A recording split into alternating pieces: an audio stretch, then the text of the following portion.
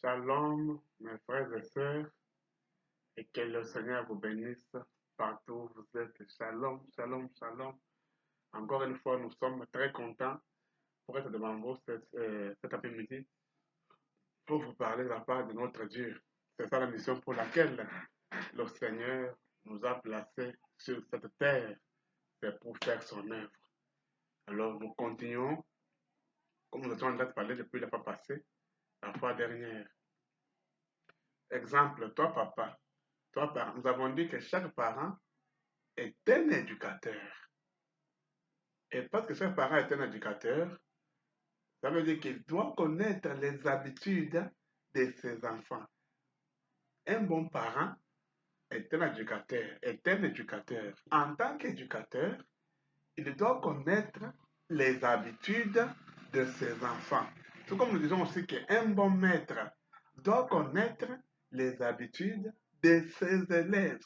Un bon parent, un bon éducateur doit aussi connaître les habitudes de ses enfants. Maintenant, par exemple, si vous découvrez que votre enfant a l'esprit des mensonges, c'est ce que nous étions en train de parler la fois dernière.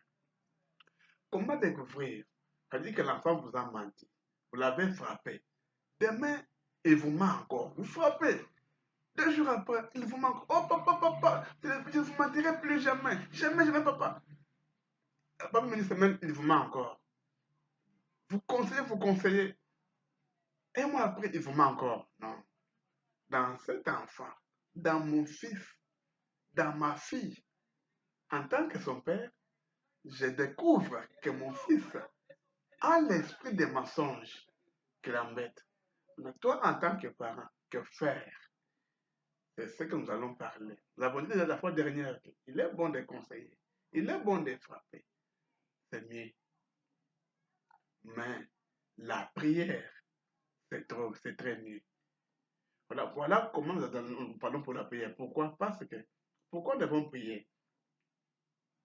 Je vais d'abord lire le prophète, et après, ce n'est pas l'habitude de nous lisons la Bible, mais j'ai fait la suite de la prédication de la fois dernière, avant de passer à la prédication d'aujourd'hui, ou à l'exhortation d'aujourd'hui. J'ai conclu un peu ce que nous avons parlé la fois dernière. J'ai lu un peu le prophète et nous continuons. Que faire? Pourquoi il faut prier pour l'enfant? Pourquoi? Parce que quand l'enfant te ment, tu vas le frapper, c'est bien. C'est pour le corriger, c'est pour le redresser. Mais tu frappes le corps et pourtant le mensonge, c'est un esprit.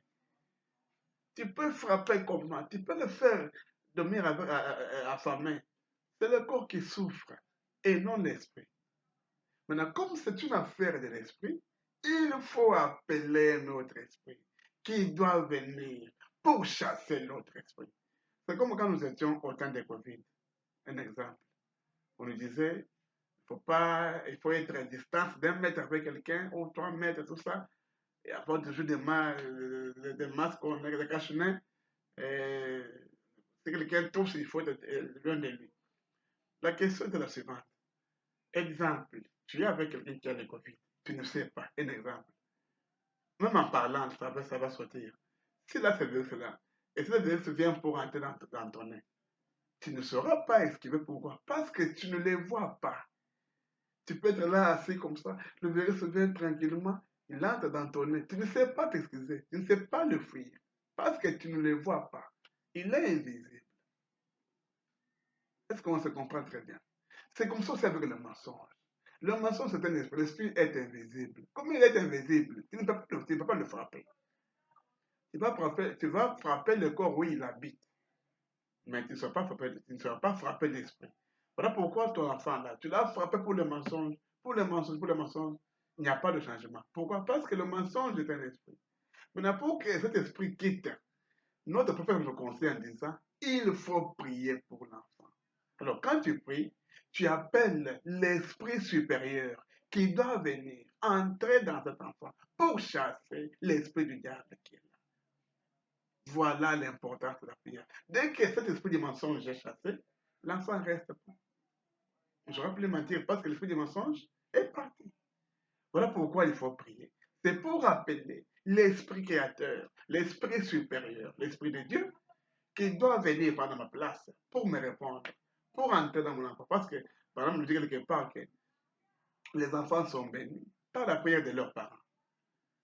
Alors, quand le papa croit, la maman croit, Dieu va opérer pour les enfants.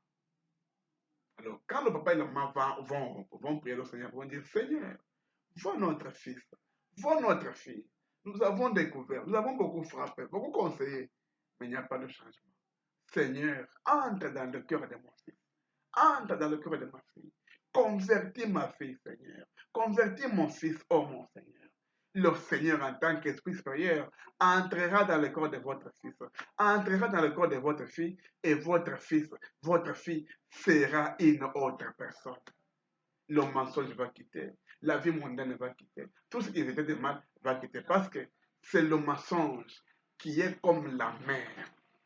Parce que tout enfant peut faire du mal, c'est le diable bien sûr, mais le diable lui-même, le diable lui-même, la Bible le dit qu'il est menteur et père du mensonge. Donc, vous trouvez ça dans Jean chapitre 8, en commençant par le verset 44, jusqu'à 46, 47, vous pouvez trouver ça.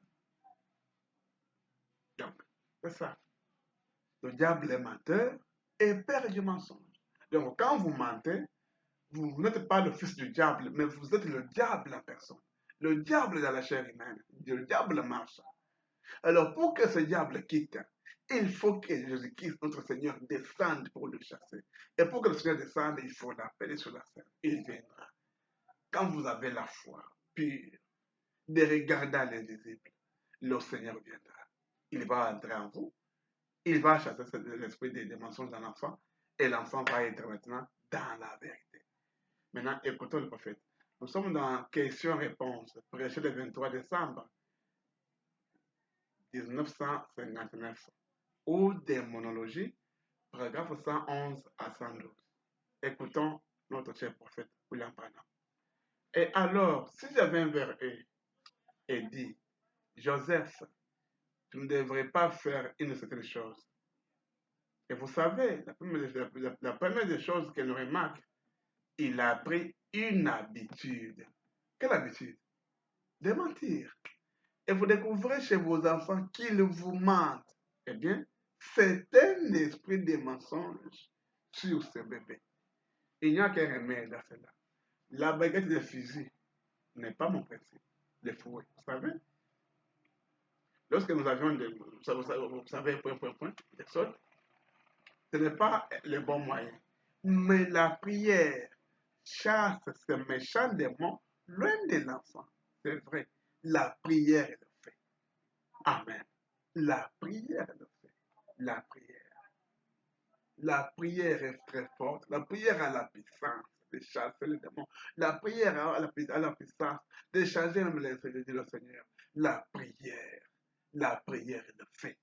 C'est pourquoi, chers parents, pour que vos enfants puissent bien grandir, vos parents, ayez l'esprit de prière dans vos foyers. Aujourd'hui, beaucoup d'enfants sont des délinquants. Le papa en vit, la maman en vit. Pourquoi? Parce que dans la maison, il n'y a pas la vie des prières. Une maison sans la vie des prières est un terrain de football pour le diable. Ayez l'habitude de prier avec vos enfants dans vos maisons. Vous verrez que l'esprit du diable sera loin de vos enfants, sera loin de vous. Dieu du ciel va parrainer vos projets, va parrainer vos programmes. Amen. Alors, ayez l'esprit de prière dans vos maisons. Ne soyez pas distraits. Soyez des parents responsables, des parents qui aiment le Seigneur, des parents qui aiment marcher dans la voie du Seigneur. En faisant cela, le Seigneur sera avec vous et le Seigneur vous aidera. 112.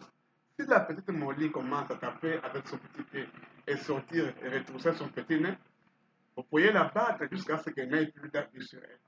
Elle le ferait de toute façon. Mais répandez-vous devant Dieu et réclamez l'âme de cet enfant pour Dieu. Restez seulement avec ça. Je crois que c'est la meilleure chose que je connaisse. Oui, messieurs, le meilleur remède que je connaisse, c'est la prière de l'homme de Dieu. Vous pouvez frapper comme il le faudrait, l'enfant fera toujours la même chose. Mais si vous vous répandez devant le Seigneur. Vous réclamez l'âme de l'enfant pour que le Seigneur chasse l'esprit de mensonge de l'enfant. Le Seigneur, donc la prière a le pouvoir, a la puissance de le faire. La prière. Cher papa, chère maman, dans vos maisons, priez pour vos enfants. Il faut prier pour les enfants. N'abandonnez pas vos enfants. Soyez avec vos enfants. Priez pour eux et ils vont bien grandir. Priez pour vos enfants. Ils vont bien grandir. Ils auront une très bonne croissance. La prière est une arme très forte qui dépasse la bombe atomique, dit notre prophète Gambana. La prière. Quel que soit le sujet, quel que soit le problème, quel que soit ce que vous voulez faire, quelle que soit la dimension de la grandeur, la prière a le pouvoir. La prière a la puissance. La prière dépasse tout. Quelle que soit la barrière, quel que soit le blocage, la prière a le pouvoir de débloquer ce qui a été bloqué. Que Dieu vous bénisse.